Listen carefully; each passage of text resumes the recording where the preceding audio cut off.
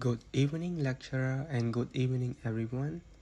Today, our group are going to present Chapter 24, Planning. Our group consists of 4 members, Tithsocheat, Thoub Sreylen, Saman Malynin, and me, Phorn Rabin. Now, moving on to our contents. There are 7 points, such as 1. Introduction, 2.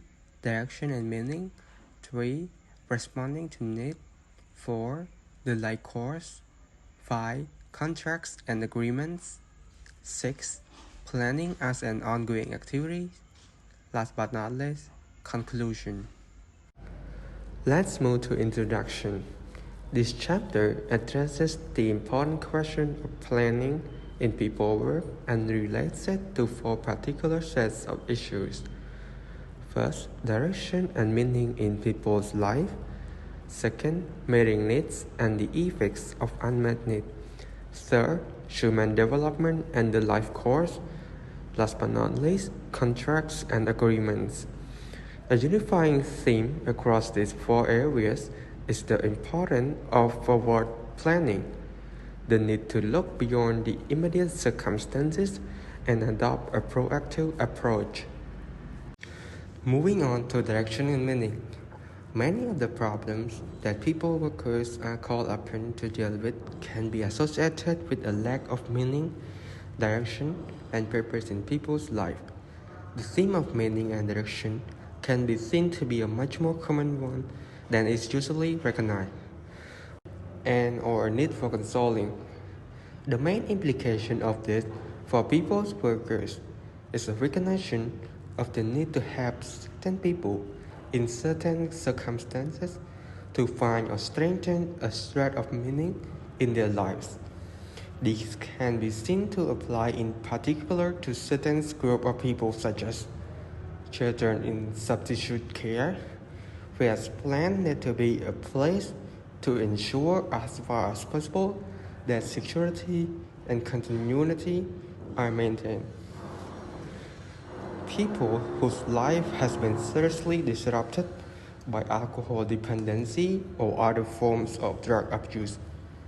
People who are returning to the community after an extended period in institutional care or custody. People who experience and impose major change of lifestyle, for example, through acquired disability or serious illness. Last but not least, older or disabled people who need to give up their home and interventional care.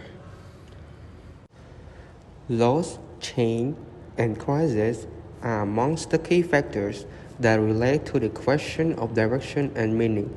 This raises 2 issues in relation to planning. First, we need to plan a careful response as and when such situations arise in order to have maintained or regain a set of meaning and a sense of purpose and direction. Second, many occurrences of loss, change, and crisis can be predicted to a certain extent. For example, when a person is terminally ill, in such cases, planning can begin well in advance of the loss occurring. Such planning can then play a significant part in preparing for the loss and minimizing the harm caused by it. So that's all for my part. Now I would like to pass the floor to my next member. Thank you very much. Good evening, teacher and everyone. I'm Tithsocheat, so now I'm responsible for the part response to need. As we all know that human needs are common to all people, such as the need for food, drink, and air. However, not all people needs are the same. It means that they are shared by members of certain group or social category, for example, cultural or religious. Additionally, there are other needs that are unique to the individual due to his or her background experience or emotional response. As many of these needs are predictable, we need to develop an understanding of needs and some of the key issues in order to facilitate such planning and activity. First is the needs are linked to one another, meaning that it is interrelated. One need has implication for other needs. For example, We need love in order to feel secure and value. Then we need to feel secure and value in order to love and value others. Then we need to love and value others in order to live in safety and harmony and so on. Second is need linked to purpose and intention. Apart from basic survival need, our needs are not absolute. It will link to purpose and intention.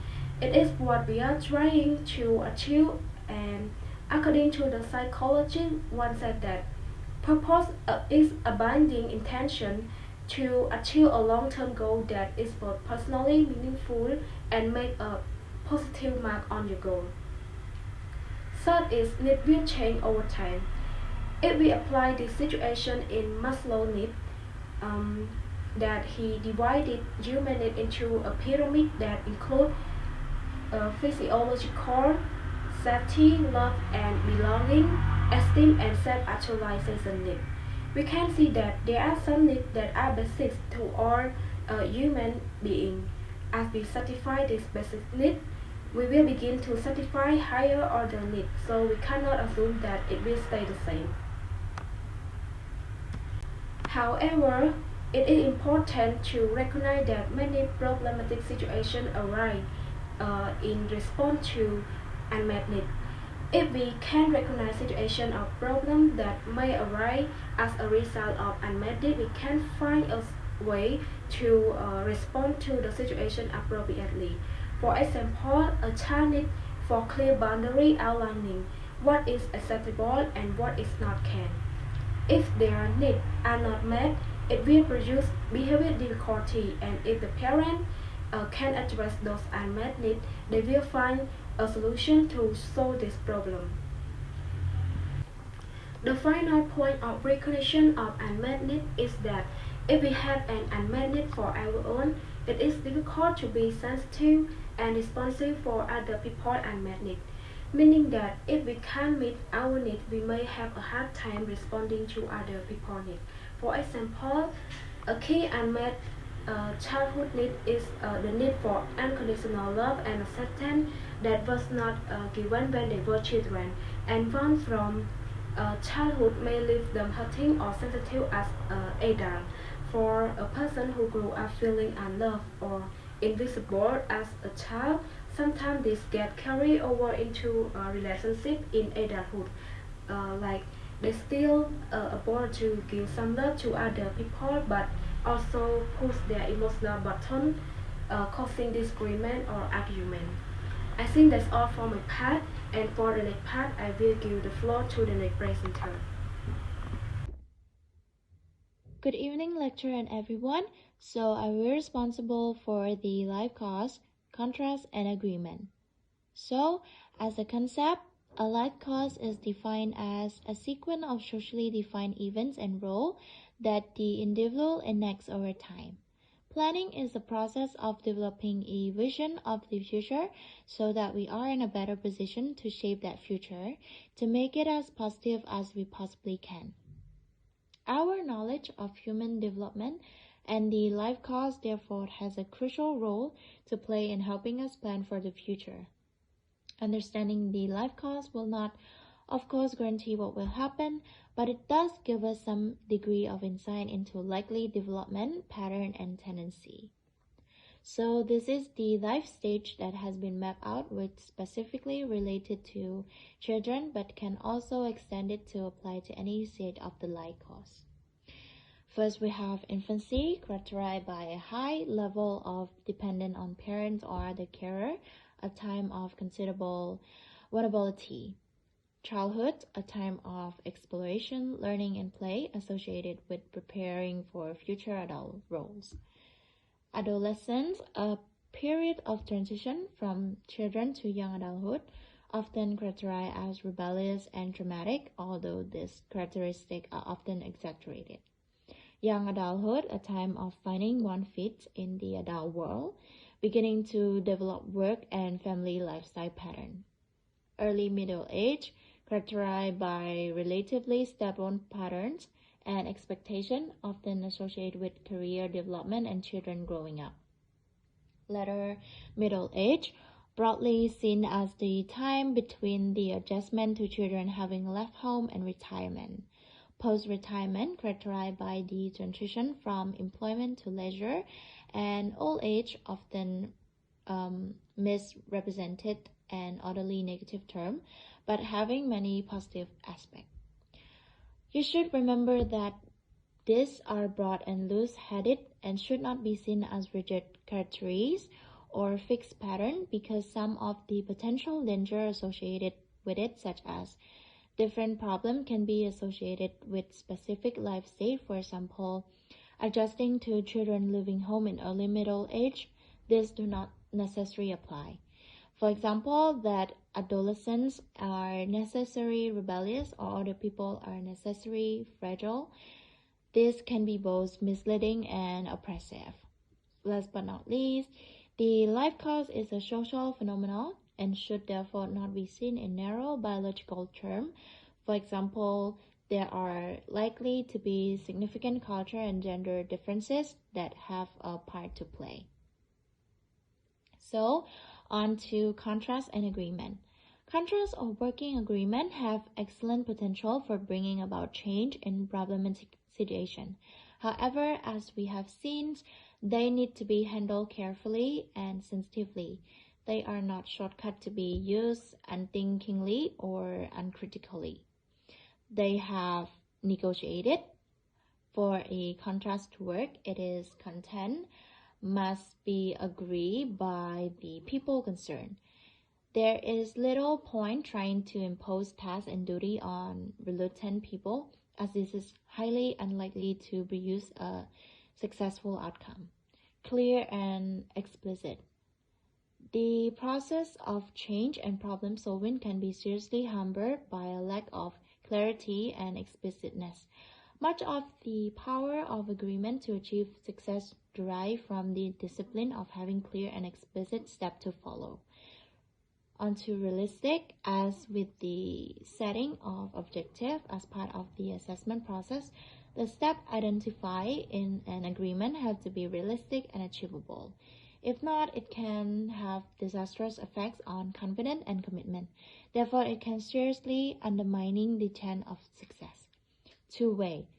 A central concept underpinning contrast work is the sharing of tasks. It is not simply a matter of giving the client a list of tasks to complete. It is a question of allocating tasks appropriately. Time limited. By agreeing time scale as well as tasks, we can avoid the danger of drift and provide clear time target to aim for. It is better to set a deadline and then, if necessary, extend it rather than set no deadline and run the risk of drifts creeping in. Last but not least, review. Sometimes contrasts do not go beyond being written document. Contrasts need to be consulted and reviewed regularly. If they are not, there is danger that new circumstances may evolve and develop. This is it for my part. Thank you. I will pass the floor to my next member. Hello everyone, I'm Sreylen. So let's moving on to the next point is about planning as an ongoing activity. For this point, some writer present planning as a stage in helping process in between assessment and intervention. However, my preference is to see it as an ongoing dimension of all the stage of the helping process rather than the destructive stage in its own right. For me, it's work best as following. First one is about assessment. Planning needs to be part of assessment. It is not enough simply to gather information and form a picture of the situation. We also need to identify what needs to be done, and that is precisely what planning is about. And next is about intervention. It's the engaging in helping activity need to be based on reflective practice and this involves adoption and planful approach to our effort. Moving on to the review, by its very natural review involving planning, insofar as it is a process of looking back over the period under review and looking forward in terms of what needs to change. And next one is about endings. Bringing our harping roles to the end will often involve an element of planning in terms of helping the client to look forward to how they can build on the progress made and guard against backslidings. And last one is about evaluations. This is a progress of seeing what worked and what did not. And importantly, what we can learn from this is including a element of planning insofar as it involves looking forward how learning gains can be put to good use in the futures. Moving on to the conclusion, planning is an essential part of good practice in people work insofar as a focus on futures development allows more proactive approach. This is by using our knowledge, experience, and skill to anticipate future development, we are in much stronger position to shape the future development. In this way, we are decreasing the likelihood of problem occurring, and we are increasing the likelihood of positive outcome. This makes planning a fundamental basic for our practice, and it should therefore take its place alongside the other core element of people work is an essential part of high equality professional practice. So that is all for our group. Thank you everyone for your listening and your attention.